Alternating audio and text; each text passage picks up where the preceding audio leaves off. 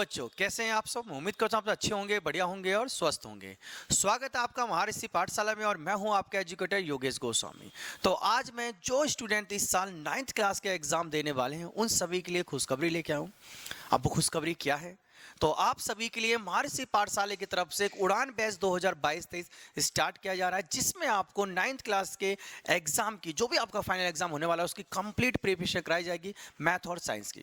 तो जो बच्चे अभी मैथ और साइंस को लेकर बहुत ज़्यादा परेशान थे कि समझ नहीं आती है किस तरीके से एग्जाम की तैयारी करें, अच्छे मार्क्स किस तरीके से गेन करें, तब आपको बिल्कुल भी फिक्र करने की जरूरत नहीं है। तो महर्षि आपके लिए उड़ान बैच के थ्रू आपकी जो भी समस्याएं उन सबको सॉल्व करने वाला है। तो हमारे टीचर आपको बहुत अच्छे तरीके से बेसिक आपको बिल्कुल क्लियर कराएंगे, तो आप बिल्कुल भी परेशान ना हो। मजा नहीं है इसको, एक बार दोबारा से करते हैं।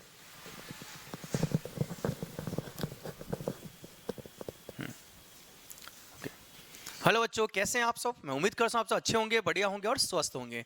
स्वागत है आपका महर्षि पाठशाला में और मैं हूं आपके एजुकेटर योगेश गोस्वामी। तो आज से हम 9th क्लास के लिए जो बच्चे इस साल 9th क्लास देने वाले हैं उन सभी बच्चों के लिए उड़ान बैच 2022-23 की स्टार्टिंग कर रहे हैं। इस बैच के अंदर आपको मैथ और साइंस की कंप्लीट तैयारी कराई जाएगी। तो अभी तक जो आपको एग्जाम से डर लगता था, आपको साइंस और मैथ समझ नहीं आती, आपको डर लगता था कि कैसे हम एग्जाम के अंदर अच्छा स्कोर करें और कैसे हम अपने आप को टॉपर बना सकते हैं, तब बिल्कुल भी आपको फिक्र करने की जरूरत नहीं है। तो महर्षि के उड़ान बैच में आपको बिल्कुल बेसिक से अच्छी तरीके से कंसेप्ट आपके क्लियर कराए जाएंगे, जिससे कि आप अच्छे मार्क्स गेन कर सकें।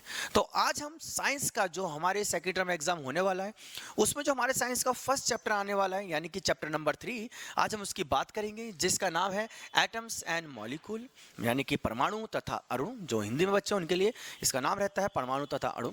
तो आज इसको हम बेसिक से देखेंगे। तो आज हमारा उसके पहले लेक्चर है। तो अगर आपने अभी तक चैनल को हमारे सब्सक्राइब नहीं किया है तो पहले चैनल को सब्सक्राइब कर लें, क्योंकि आपको डेली अब ऐसे लेक्चर मिलने वाले हैं। और लाइक नहीं किया तो वीडियो को लाइक भी जरूर कर देना, अपने दोस्तों तक भी जरूर शेयर कर देना। चलिए तो स्टार्ट करते हैं आज की हम क्लास की। चैप्टर का नाम है हमारा एटम्स एंड मॉलिक्यूल। तो बिल्कुल बेसिक हम देखेंगे।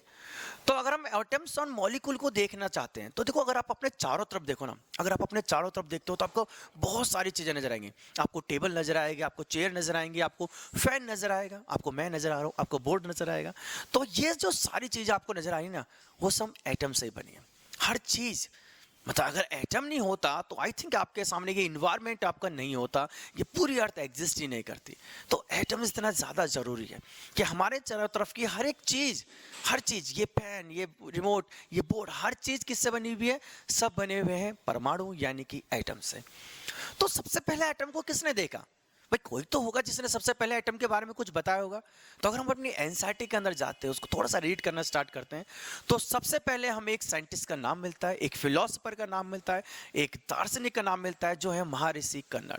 तो 500 ईसा पूर्व के अगर हम अप्रॉक्सी देखते हैं, बीसी के अप्रॉक्सी, तो एक महर्षि थे जिनका नाम था महर्षि कन्नड़। तो सबसे पहले महर्षि कन्नड़ ने कुछ एटम्स के बारे में बताया। इन्होंने कहा कि अगर हम, ये महर्षि कन्नड़ है, इन्होंने क्या करा जरा देखते हैं। उन्होंने कहा if we go on dividing matter, अगर हम किसी मैटर को तोड़ना स्टार्ट करते हैं, कोई मैटर हमने ले लिया, सारी चीज हमारे सामने मैटर है, अगर हम किसी मैटर को तोड़ना स्टार्ट करते हैं तो वो बहुत छोटे छोटे स्मॉल पार्टिकल्स में टूट जाता है। तो महर्षि कन्नड़ ने सबसे पहले बताया कि एक मैटर हमारे पास है और अगर उसको हम तोड़ते हैं तो वो बहुत छोटे छोटे पार्टिकल्स में टूट जाएगा। इनकी इसी थ्योरी का बेस बनाकर सहारा लेके एक दूसरे हमारे फिलोसोफर आते हैं, जिनका नाम है महर्षि पकुदा कत्यायन।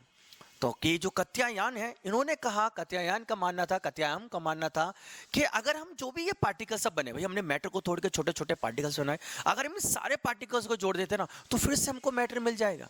मतलब इन्होंने बोला कि these particles normally exist in a combined form which gives us various form of matter। मतलब उन्होंने बोला कि ये छोटे छोटे जो पार्टिकल्स थे, अगर मैं इनको मिला दूं तो इनसे हमें क्या मिलेगा? मैटर मिलेगा। तो महर्षि कन्नड़ क्या कहते थे? महर्षि कन्नड़ ने क्या कहा था? महर्षि कन्नड़ ने कहा था कि अगर हम किसी भी मैटर को तोड़ना स्टार्ट करते हैं, पदार्थ को तोड़ना स्टार्ट करते हैं, तो वो छोटे छोटे पार्टिकल्स यानी कि कणों में विभाजित हो जाता है। उसके बाद कात्यायन क्या कहते हैं? कात्यायन कहते हैं कि अगर उन कणों को हम फिर से मिला दें, कंबाइंड कर दें, तो उससे फिर से हमें क्या मिलेगा? मैटर मिल जाएगा, हमें पदार्थ फिर से मिल जाएगा। इसके बाद तीसरे हमारे फिलोसोफर आते हैं जिन्होंने थोड़ा सा ट्विस्ट लेके आए। उन्होंने सबसे पहले हमें एटम्स के बारे में बताया, तो उनका नाम था, एशियंट ग्रीक फिलोसोफर थे वो, जिनका नाम था ल्यूसिपस। डेमोक्रिटस और ल्यूसिपस, इन दोनों ने एक थ्योरी को प्रोपाउंड किया और उन्होंने हमको बताया, सबसे पहले ये अगर फोटो देखो तो ये हमारे डेमोक्रिटस साहब हैं। इन्होंने कहा कि if we go on dividing matter, a stage will come where particles obtained cannot be divided further। मतलब कि अगर हम किसी भी, हमने कोई पार्टिकल से लिया, कोई मैटर ले लिया और उसको हम तोड़ना अगर स्टार्ट करते हैं, भाई अगर हमने मैटर को तोड़ा ना, तो उसकी जो सबसे लास्ट स्टेज आएगी जब वो टूटना बंद हो जाएगा, मतलब आप तोड़ नहीं सकते। मतलब एक तो ऐसी स्टेट होगी, सबसे स्मॉलेस्ट स्टेट होगी जिसको आप तोड़ नहीं पाओगे। तो उन्होंने कहा वो जो स्टेज है ना, उसी को उन्होंने नाम क्या दिया, एटम। इन्होंने कहा वही पार्टिकल एटम है। आई होप क्लियर हो चुका है। मतलब उन्होंने क्या बोला, डेमोक्रिटस ने सिंपल सी बात बोली कि आपके पास एक मैटर, आप इसे तोड़ना स्टार्ट करो, जब तक तोड़ो जब तक आप इसको तोड़ना बंद ना कर दो, तो एक ऐसी स्टेट आपके सामने आ जाएगी जब आप इसे तोड़ नहीं पाओगे। तो वो जो स्टेट है ना, उसी स्टेट को उन्होंने नाम क्या दिया, एटम। तो सबसे पहले एटम्स की जो बात कही, एटम का जो नाम दिया, वो हमारे डेमोक्रिटस थे। तो उससे पहले फिलोसोफर थे जो अपनी अपनी फिलोसफी को रख रहे थे, उसी फिलोसफी को उन्होंने एक बेस बनाया, एक आधार बनाया, और उसी के बेस पे उन्होंने एटम्स को एक नाम दिया, एक नामकरण उसका कर दिया एटम्स, जिसे आज हम जानते हैं। क्लियर है। तो फिर हमें बाद में पता चला कि कैसे ये एटम्स की जब कंबाइन होते हैं तो मॉलिक्यूल बनाते हैं, और वो मॉलिक्यूल कंबाइन होकर एक मैटर, एक पदार्थ का निर्माण करते हैं, जिससे हम यूज करते हैं, चारों तरफ अपने देखते हैं। आई होप कि आपको क्लियर हो चुका है। चलिए अब आगे बढ़ते हैं। अब आगे बहुत सारे साइंटिस्ट आएंगे जो इनकी थ्योरियों पे काम करना स्टार्ट करेंगे और नई नई चीज हमको निकाल कर देंगे। तो इसके बाद हमारे साइंटिस्ट आते हैं एंटोनी एल लेवोइजर। एंटोनी एल लेवोइजर ने कुछ हमारे केमिकल लॉ दिए। तो इनके द्वारा दिए गए थे 2 लॉ ऑफ केमिकल कॉम्बिनेशंस को बोलते हैं, यानी कि रसायन संयोजन का नियम। मतलब जब केमिकल को मिलाते हैं तो उसे मिलाने से हमको किस तरीके की रिएक्शन देखने को मिलती है, वो 2 टाइप के लॉ इन्होंने दिए। पहला जो नियम है उसे कहा जाता है law of conservation of mass, और जो सेकंड लॉ है उसको उन्होंने नाम दिया लॉ ऑफ कांस्टेंट प्रोपोर्शन। यानी कि अगर मैं हिंदी वाले बच्चों के लिए बोलूं तो law of conservation of mass का मतलब है कि द्रव्यमान का संरक्षण का नियम, और लॉ ऑफ कांस्टेंट प्रोपोर्शन का मतलब होता है स्थिर अनुपात का नियम। तो आई होप हिंदी मीडियम वाले बच्चों को भी दिक्कत नहीं हो रही होगी। अगर कोई भी डाउट होता है तो कमेंट बॉक्स में कर देना, तो बिल्कुल भी हिचकिचाने की जरूरत नहीं है, आपको आंसर आपका मिलेगा जरूर। ठीक है। तो अभी हम सिंपल सा जानने हैं कि लेवोइजर के द्वारा एक लॉ ऑफ केमिकल कॉम्बिनेशन दिया गया जिसमें उन्होंने 2 लॉ की बात की। फर्स्ट है law of conservation of mass, और सेकंड लॉ हमारे सामने आता है लॉ ऑफ कांस्टेंट प्रोपोर्शन। चलिए एक एक करके समझते हैं। पहले बात करते हैं हम law of conservation of mass के, और फिर देखेंगे हम कांस्टेंट प्रोपोर्शन के नियम को। तो अगर मैं law of conservation of mass की बात करता हूं तो उसमें लेवोइजर क्या कहते हैं, लेवोइजर सिंपल सी बात कहते हैं, यहां पर ये इसकी स्टेट्स को डिफाइन करते हैं। वो कहते हैं कि स्टेट दैट, मतलब जो इन्होंने बात बोली अपनी, इन्होंने बोला मास can neither be created nor destroyed in any chemical reaction. मतलब आप अगर कोई भी केमिकल रिएक्शन आप करते हो ना, उस केमिकल रिएक्शन में ना तो कभी आप मास को क्रिएट कर सकते हो, एटम के मास को, और ना ही कभी आप उसे डिस्ट्रॉय कर सकते हो। ये सिंपल सी बात उन्होंने बोली। मतलब क्या इसका, अगर सिंपल वे में समझो तो इसका मतलब को ध्यान से देखो। अगर मैं आपसे बोल रहा हूं कि आपने अपने घर पर गैस के अंदर, आपने गैस के ऊपर आपने अपना चाय बनाने के लिए रखी, गैस पे चाय पीते हो ना घर पे, आप चाय बनती है, मम्मी चाय बनाती है, तो आपने गैस का पतीला रख दिया है चाय बनाने के लिए, और उसके अंदर आपने इसके अंदर काफ़ी सारे ग्रेडियंट गिरे, आपने चाय पत्ती, चीनी, दूध सब गिर दिया। आप 1 गिलास चाय बनाना चाहते थे, आपने सारी चीज़ें मिला दी। आप जरा मुझे बताइए कि वो चाय क्या 2 गिलास हो जाएगी? 1 ही गिलास तो रहेगी, मतलब उसका मास नहीं बढ़ा। और क्या 1 गिलास से वो आधा गिलास या उससे भी कम बचेगी? नहीं, 1 गिलास से आपको चाय मिलेगी। जब आप 1 गिलास ही पूरा प्रॉपर ग्रेडियंट डाल लो, 1 गिलास बनाना चाहते हो, 1 गिलास चाय ही बन के आपको तैयार होगी। बस थोड़ी बहुत हो सकता है गैस बन के उड़ जाए, बाकी आपको प्रॉपर मात्रा में मिलेगा। मतलब ना तो उसका मास कोई भी आपने डिस्ट्रॉयड किया और ना ही कोई मास आपने क्रिएट किया। तो यही कहता है सिंपल सी बात अपना first law of conservation of mass. Clear है। मतलब इस बात से हमें ये तो पता चली कि रिएक्शन से पहले हमारे पास जो रिएक्टेंट थे और रिएक्शन करने के बाद जो हमारे पास प्रोडक्ट बना, उन दोनों का मास क्या होगा, सेम होगा। मतलब यहां से हमारे पास एक फॉर्मूला बन के आता है कि mass of reactant is always equal to mass of product. मतलब कि अभिकारक का जो द्रव्यमान होगा वो उत्पाद के द्रव्यमान के क्या होगा, बराबर होगा। क्लियर है। मतलब अगर मेरे पास एक पास रिएक्टेंट है जिनको मैं मिला रहा हूं और जो मेरे को मिलकर तैयार हो रहा है प्रोडक्ट, उनका मास हमेशा सेम होता है। आई होप थोड़ा बहुत क्लियर हो चुका है। चलिए इसको एक एग्जांपल से समझते हैं। आप इस डायग्राम को देखिए सिंपल सा। इसमें मैंने क्या करा है, अगर आप इसको ध्यान से देखो, चलिए इसको थोड़ा शुरू से देखते हैं। अगर आप इसको ध्यान से देखो तो इस वाली सिचुएशन को अगर आप देखते हो तो यहाँ पर हमने लिया है एक अपने पास जिसका नाम है हमारा सोडियम, और नीचे हमारे पास एसिटिक एसिड रखा हुआ है। अगर हम इसका पहले वेट करें तो वेट इसका बिल्कुल वही था जो इसको मिक्स करने के बाद वेट बना, यानी कि जब मैंने इसको इसके अंदर मिक्स किया तो इसके मास में कोई भी परिवर्तन नहीं हुआ, मतलब रिएक्शन करने से पहले जो मास था और रिएक्शन के बाद जो मास है वो क्या है, इक्वल है। यही बात कहता है law of conservation of mass. I hope आपको क्लियर हो चुका है। अब आपके एग्जाम में इससे कुछ न्यूमेरिकल आते हैं, आपके एग्जाम में कुछ मैथमेटिकल क्वेश्चन भी इसका आता है, तो उस क्वेश्चन को एक बार देखते हैं न्यूमेरिकल को, जिससे कि एग्जाम के बारे में हमको बहुत सारी चीजें पता चल जाए। तो एक क्वेश्चन आपके सामने है, बहुत ही इंपॉर्टेंट क्वेश्चन है, एग्जाम में अक्सर पूछा जाता है।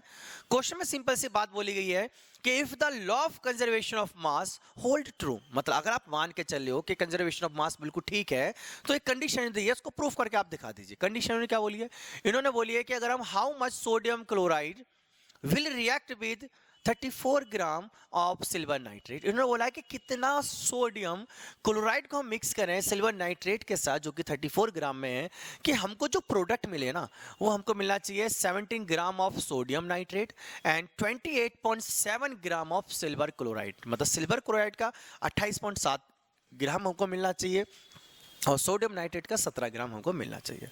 सिंपल सी बात क्वेश्चन में कही है। चलो मैं क्वेश्चन को थोड़ा स्लो आपके लिए कर देता हूँ, थोड़ा सिंपल आपके लिए कर देता हूँ मैं। इन्होंने बोला है कि सबसे पहले हमारे पास है सोडियम क्लोराइड, ठीक है, इसको हमने मिक्स किया है किसके साथ, सिल्वर नाइट्रेट के साथ, और मिक्स करने के बाद जो हमको प्रोडक्ट मिला है, ध्यान रखना इस एरो के चिन्ह के जो इस साइड चीज होती है इनको रिएक्टेंट कहा जाता है, इनको अभिकारक कहते हैं, और जो चीज इधर बनता है उसको प्रोडक्ट यानी कि उत्पाद कहते हैं। तो जब हमने इन दोनों को मिक्स किया तो हमारे पास पहला बना सोडियम नाइट्रेट और दूसरा हमारे पास बनता है silver chloride. I hope clear हो चुका है, ये रिएक्शन इन्होंने कही है। अब इन्होंने हमसे क्या पूछा, इन्होंने बोला कि आप बताओ कि इसका अमाउंट क्या है। चलो कैसे सॉल्व करते हैं, ध्यान से सीखना।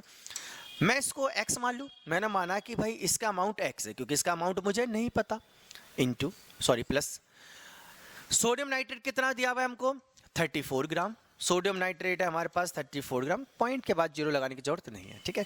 देन एरो, सोडियम नाइट्रेट हमारे पास कितना है 17 ग्राम, और हमारे पास लास्ट जो है सिल्वर क्लोराइड वो कितना है 28.7 ग्राम। आई होप कि समझ में आ गया है। तो ये सबका अमाउंट दिया हुआ, उन्होंने x की वैल्यू पूछी है, तो आप सिंपल सा फॉर्मूले का यूज करोगे। फॉर्मूला क्या है कि mass of the reactant equal to the mass of product. हमने भी समझा था कि जो रिएक्टेंट है उसका मास प्रोडक्ट के मास के बराबर होता है, तो ये इस चीज को सेटिस्फाई करेगा। क्यों? क्योंकि पहली लाइन यही बोली थी कि ये लॉ ऑफ कंजर्वेशन के लिए ट्रू है कंडीशन है। अगर ट्रू कंडीशन थोड़ा ध्यान बेसिक लगाइए, सिंपल सा कुछ नहीं करना आपको, आप पहले इनको ऐड करिए। अगर मैं इनको सिंपल सा ऐड करता हूं, चलिए आप इनको ऐड करिए, इनको ऐड करोगे तो क्या आएगा 0.7, इसी तरीके से लगा रहेगा ग्राम में। 8 और 7 को ऐड करोगे तो 15 आंसर आएगा। 15 का 5 हमने ले लिया है, एक बना 1 कैरी कर लिया हमने, एक यहाँ से ले लिया, यानी कि 2 और 1 3, और एक जो कैरी किया था यहाँ से लिया था उसको ऐड करा तो हो गया हमारे पास 45। अब ये 45 किसके इक्वल है, ये इक्वल है x प्लस में 34 के। अब 34 इधर जाएगा ना, क्योंकि हमें x की वैल्यू निकालनी है। हमारा मैथ का रूल क्या कहता है कि किसी भी चीज को अगर फाइंड करना है तो उसके साथ जो चीज है उसको दूसरी तरफ लेके जाओ। 34 इधर आ जाएगा। जब आप 34 को इधर लेके आओगे तो x बराबर में हमारे पास हो जाएगा 45.7 माइनस 34, और माइनस करके देखो क्या आंसर आएगा 0.7। तो इसी तरीके से रहेगा हमारा, 5 में से 4 जाएगा तो 1 बचेगा, 4 में से आएगा तो 1 बचेगा, यानी कि हमारे पास आंसर क्या आ जाएगा 11.7 ग्राम। आई होप क्लियर हो चुका है। तो ये हमने अमाउंट किसका फाइंड किया है, हमने अमाउंट फाइंड किया है सोडियम क्लोराइड का। तो इस तरीके से हम इसके रिलेटेड न्यूमेरिकल को सॉल्व कर सकते हैं। तो यहाँ पर इसको डिफाइन करवाया था, इसकी वैल्यू फाइंड की थी। कुछ क्वेश्चन ऐसे भी आते हैं, इसमें क्वेश्चन में आपसे कहेगा कि कंडीशन को चेक करके बताओ कि ये ट्रू है या नहीं है, तो आपको दोनों तरफ का मास इक्वल करके दिखाना है कि दोनों तरफ का मास क्या होना चाहिए, इक्वल होना चाहिए। आई होप क्लियर हो गया है। तो ये था हमारा first law conservation of mass, जो दिया गया था लेबोज़ियर के द्वारा।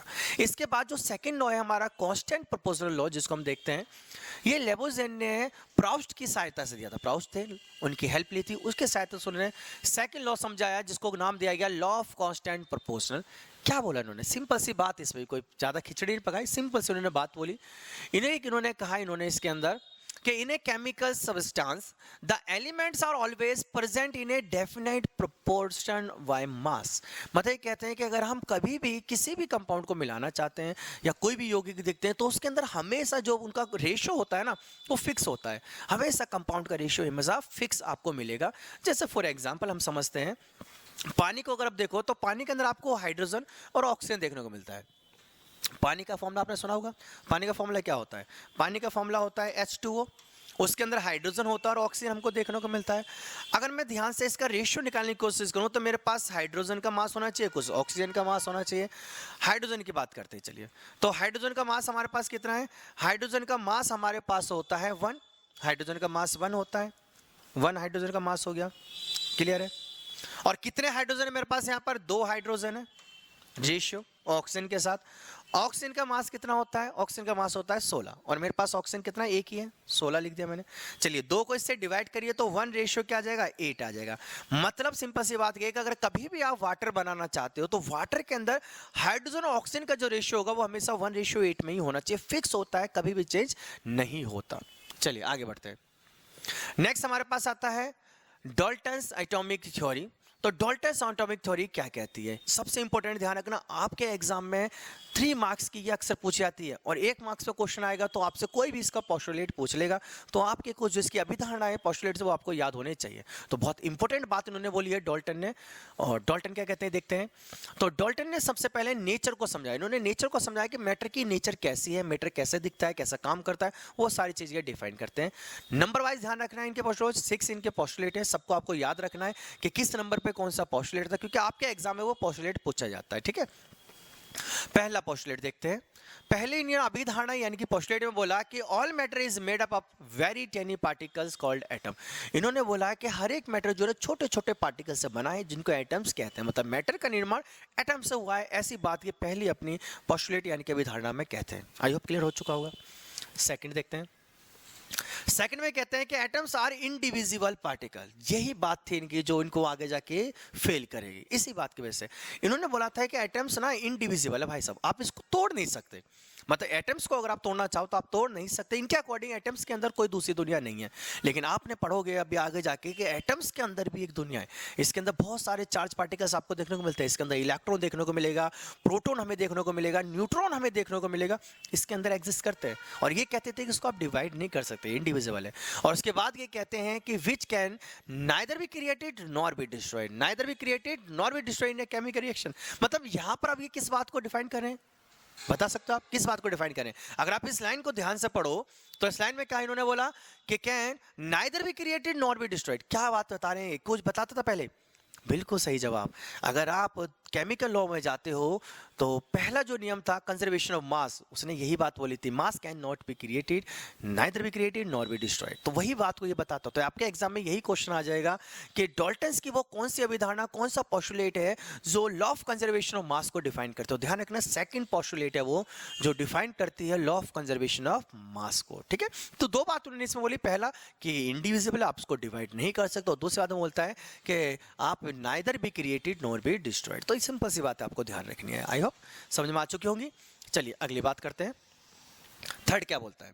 थर्ड पोस्टुलेट कहता है कि atoms of given elements are identical in mass and chemical properties.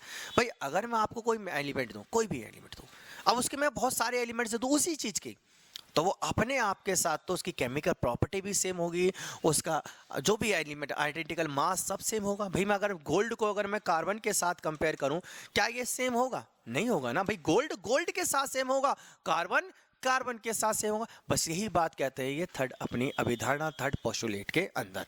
Clear है कि आइडेंटिकल एलिमेंट्स के लिए मास भी आइडेंटिकल होता है और केमिकल जो भी प्रॉपर्टीज है वो भी आइडेंटिकल होती है। चौथी पोस्टुलेट देखते हैं। चौथी अभिधारणा यानी कि चौथी पोस्टुलेट में हमें बताते हैं ये कि atoms of different elements have different mass and different chemical property. भाई सिंपल सी बात है, अगर डिफरेंट एटम लूंगा तो उनके भी डिफरेंट होंगे। गोल्ड और कार्बन की बात करूं तो दोनों का डिफरेंट ही तो है, सिमिलर तो नहीं हो सकता ना। तो सिंपल सी बात है। थर्ड में क्या बोलते हैं? अगर सिमिलर है, एलिमेंट सिमिलर, तो केमिकल प्रॉपर्टी भी सिमिलर होगी, मास भी सिमिलर होगा। और फोर्थ पोस्टुलेट में हमसे क्या कहते हैं कि अगर एटम अलग है, एलिमेंट्स अलग है, तो उसकी केमिकल प्रॉपर्टी भी डिफरेंट होगी, उसका मास भी डिफरेंट होगा। सिंपल सी बात है, कोई इसमें ज्यादा सोचने वाली बात नहीं है। चलिए फिफ्थ पोस्टुलेट हमारे लिए इंपॉर्टेंट है, उसको बड़े ध्यान से समझना। फिफ्थ पोस्टुलेट में बताते हैं कि atoms combine in the ratio of small whole number to form compound. ये बताते हैं कि एटम्स जो भी मिलाते हैं वो रेशियो में मिलते हैं साहब, और वो रेशियो मिलके ही कंपाउंड्स का निर्माण करता है। मतलब रेशियो की बात कर रहे हैं, और रेशियो की बात हमने किस में की थी? बिल्कुल सही जवाब। सेकंड जो हमारा लॉ ऑफ कांस्टेंट प्रोपोर्शनल था उसके अंदर हमने की थी, यानी कि पांचवा पोस्टुलेट हमारा बताता है सेकंड लॉ ऑफ किसको, कांस्टेंट प्रोपोर्शनल के बारे में बताता है। लॉ ऑफ कांस्टेंट प्रोपोर्शनल की बात करता है, यानी कि स्थिर अनुपात के नियम की बात करता है फिफ्थ पोस्टुलेट। तो सेकंड किसकी बात कर रहा था, law of conservation of mass की, और फिफ्थ पोस्टुलेट किसकी बात कर रहा है हमसे, ये बात कर रहा है कांस्टेंट प्रोपोर्शनल वाले मास की। ठीक है, तो अब क्लियर हो गया ये भी। लास्ट पोस्टुलेट देखते हैं इनका।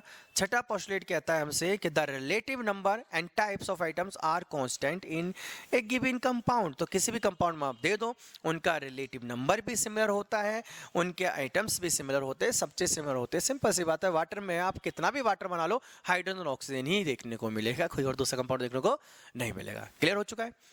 तो ये पूरे हमारे डाल्टन्स के पोस्टुलेट थे जो हमने सब कुछ देख लिए। तो ये हमारा फर्स्ट लेक्चर था इस चैप्टर का, जिसमें हमने कुछ साइंटिस्ट के बारे में जाना, हमने लॉ ऑफ केमिकल कॉम्बिनेशन के बारे में जाना, हमने कन्नड़ के बारे में जाना कि महर्षि कन्नड़ क्या बात करते हैं, कात्यायन हमने क्या बात करी है, ये सारी चीज़ें हम देख चुके हैं। तो अगर कोई भी आपके माइंड में डाउट है, अगर आपको लगता है कि कुछ भी आपको रह गया है, कोई चीज़ ऐसी है जो इसमें समझ में नहीं आई है, तो वो आप उसे कमेंट बॉक्स में कर देना, हम कोशिश करेंगे उसका आपको आंसर देने की, और अगली वीडियो में हम कोशिश करेंगे उन सबके आंसर आपको अच्छे से दे सके और समझा सके पूरा। तो जो हमारा नेक्स्ट लेक्चर होने वाला है वो इसके आगे की कहानी है, उसमें हम आगे की चीज़ें देखेंगे कि और एटम्स के अंदर क्या क्या चीज़ें हैं, वो सारी हम खुदाई करने वाले हैं अभी हम, तो बिल्कुल भी मिस नहीं करना है। तो अगर आपने अभी तक चैनल को सब्सक्राइब नहीं करा है तो सब्सक्राइब कर लो, क्योंकि नेक्स्ट लेक्चर आती है आपको तुरंत मिल जाएगा। और अपने दोस्तों को जरूर बता देना कि महर्षि पाठशाला पे स्टार्ट हो चुका है हमारा उड़ान बैच 2022-23, जिसमें आपको आपके एग्जाम की कंबाइंड तैयारी कराई जा रही है। चलिए नेक्स्ट वीडियो में मिलते हैं एक नए कंसेप्ट के साथ। जब तक के लिए जय हिंद, जय भारत।